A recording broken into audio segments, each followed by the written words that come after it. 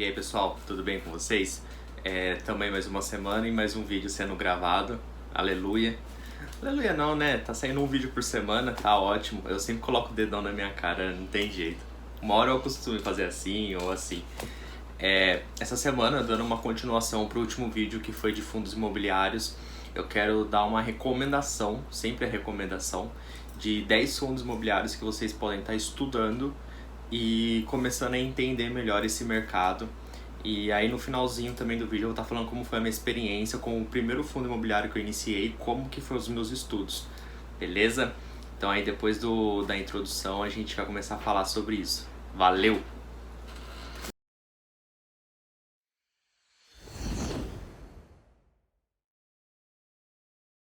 Então pessoal, para começar a estudar fundos imobiliários, a melhor opção que eu vi e que todos os influenciadores falam sobre é procurar os maiores. Os maiores porque eles estão há mais tempo no mercado e eles já estão consolidados. Eles já estão funcionando, por exemplo, tem fundo imobiliário que está desde 2010 listado na Bolsa de Valores.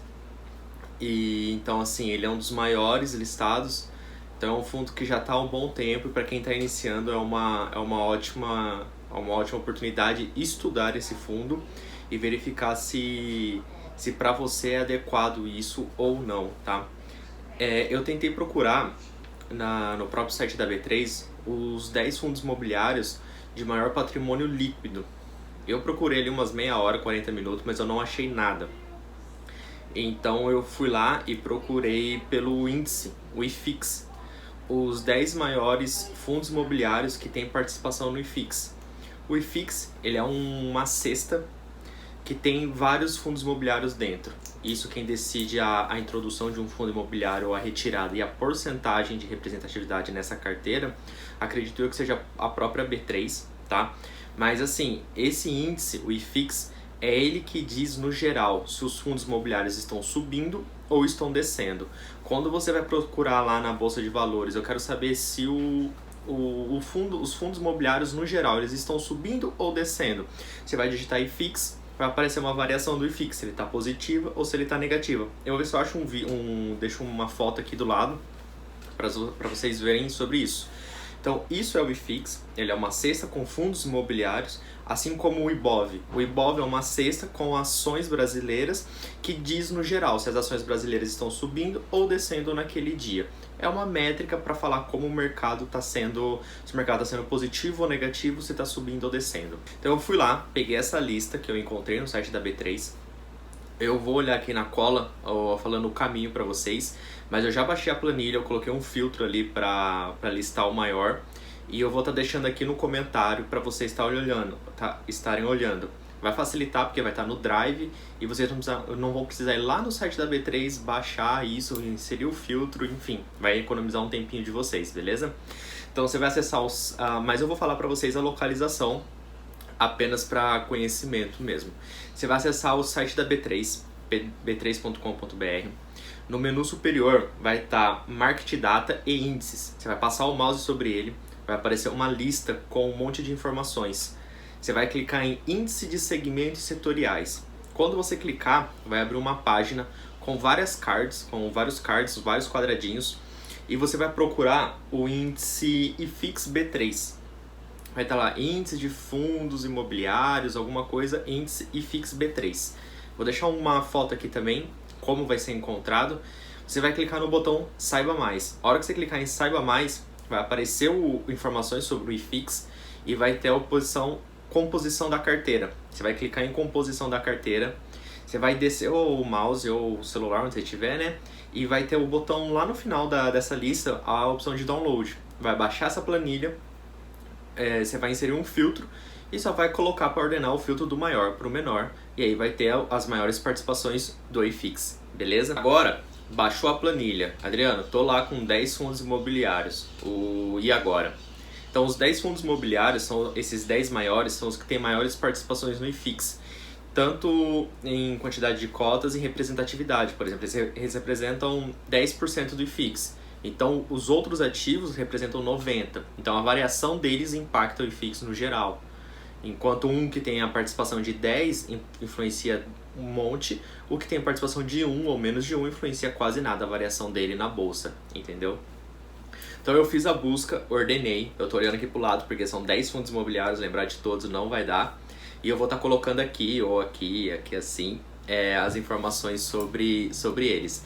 Eu separei eles pelo segmento deles. Lembra no outro vídeo que eu falei de segmentos? Então eu separei eles por segmentos para dar uma orientação e ficar melhor para vocês. Os 10 que eu falei, que eu vou falar aliás, os 10 são os tops e eles estão separados. Fechou? O primeiro que eu separei aqui foi os fundos de papel. Lembra que são do CRIs, o Certificado de Recebíveis Imobiliários. Nessa lista a gente tem o CANIP, tem o IRDM11, o MXRF11 e o KNCR11. São esses 4 fundos imobiliários, dos top 10, 4 são fundos de papel, beleza? Depois a gente vai para os fundos de galpão logístico. Dos top 10 do IFIX, a gente só tem 2, é o HGLG e o XPLG. De FOF, lembra? Fundos de fundos? A gente tem o BCFF e o HFOF. Sobre híbridos, a gente tem o KNR11 e o HGRU11. Aqui tem uma observação. O KNR11 ele é um fundo híbrido de laje corporativa com galpão logístico.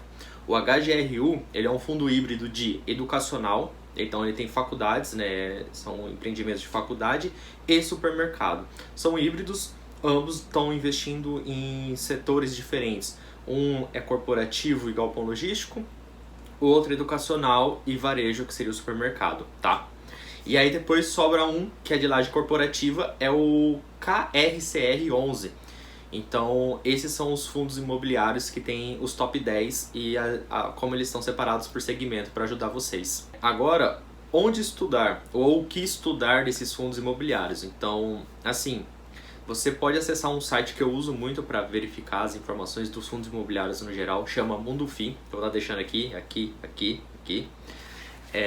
Lá, você descendo a página, você pesquisa o fundo imobiliário, você desce até o final da página, tem lá as opções de os últimos arquivos que o fundo imobiliário disponibilizou para mercado, para leitura. Lá fala sobre dividendos, fala sobre relatório gerencial.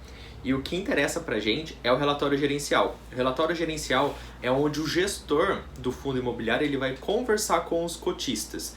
É lá onde ele fala assim, olha, esse mês a gente alocou 100 milhões em um imóvel, ou a gente vendeu um CRI com lucro, ou tem um CRI que está devendo. É ali onde o gestor vai falar sobre a saúde financeira do fundo imobiliário em questão. Então, o relatório gerencial ele é essencial para a gente entender como o fundo imobiliário é e o que tem dentro dele, tá? Então, assim, quando você for selecionar um fundo imobiliário para estudar, você vai lá, procura 10 relatórios gerenciais. O relatório gerencial é lançado um por mês, então você vai catar de 10 meses atrás e vai começar a ler tudo e você vai entender o fundo imobiliário em questão. Você vai ter uma boa base do que acontece lá com ele, tá? Você vai ver os ativos que ele compra, os ativos que ele vende, quanto está rendendo, se ele está segurando dinheiro para não distribuir por mês, vai distribuir no final do semestre, se a saúde financeira está boa. Então, o relatório gerencial é a base para você entender o fundo imobiliário, sem sombra de dúvidas. Então, busca aí 12 relatórios gerenciais, os relatórios gerenciais dos últimos 12 meses e começa a ler isso daí para você entender o fundo imobiliário, beleza? Igual eu falei para vocês, para escolher um fundo imobiliário desses 10, quando eu comecei a estudar, o primeiro fundo imobiliário que eu comprei foi estudando os 12 últimos relatórios gerenciais, e é um fundo que está nessa lista, é o KNR11. Eu abri os 10 relatórios gerenciais, eu imprimi eles na verdade, e eu comecei a ler tudo que o gestor falou do fundo imobiliário. Eu comecei a ver liquidez, eu comecei a ver como que é os proventos, se os proventos estão sendo pagos por por uma renda mínima garantida, ou não, se está pagando normal, como que está a vacância, se está tudo alocado, se não está, se está controlado, o que o gestor está fazendo para alocar. Então eu comecei a pesquisar, ler tudo isso, fiz um resumão desses 10 relatórios gerenciais. Infelizmente eu não tenho mais esse arquivo, senão eu deixaria aqui, mas ele está desatualizado. Então assim, eu estudei 10 meses do que aconteceu com aquele fundo para decidir se eu vou comprar ele ou não. Então uma dica aí, uma dica que vocês podem estar fazendo, eu já falei também, mas comece com um fundo de tijolo. O fundo de tijolo é mais fácil de avaliar. Um fundo de papel, por exemplo, tem muitos CRIs lá, é muito mais difícil. Então inicia com um fundo de tijolo. Fundo de tijolo é um empreendimento, como se fosse uma casa. Então você vai estudar o que aconteceu, o que uma imobiliária fez com aquela casa nos últimos 10 meses. Quantos inquilinos foram para lá, propostos, quantos possíveis inquilinos, o que foi alocado, o que não foi, por que não foi, se foi quantidade de aluguel. Então tem tudo isso no relatório gerencial. É um bom começo para vocês estudarem, beleza? E tirando isso aí, pessoal, acho que eu falei tudo sobre os 10 fundos imobiliários que vocês podem estudar. Dessa lista você pode começar com a HGLG, KNRI, o KRCR11. Só não falaria para iniciar realmente com os fundos de papéis, porque eles são mais difíceis, beleza? Agora, uma observação que eu acabei de lembrar, que eu estou olhando aqui. O fundo de papel o CANIP, ele é para investidor qualificado. Investidor qualificado só pode comprar esse fundo imobiliário quem tem mais de 1 milhão investido na Bolsa de Valores. Se você está na Bolsa de Valores e você não tem 1 milhão de reais investido, você não pode comprar esse fundo imobiliário, beleza? Então, dessas 10 listas são 9, mas você pode estudar esse fundo em questão também, sem problema nenhum.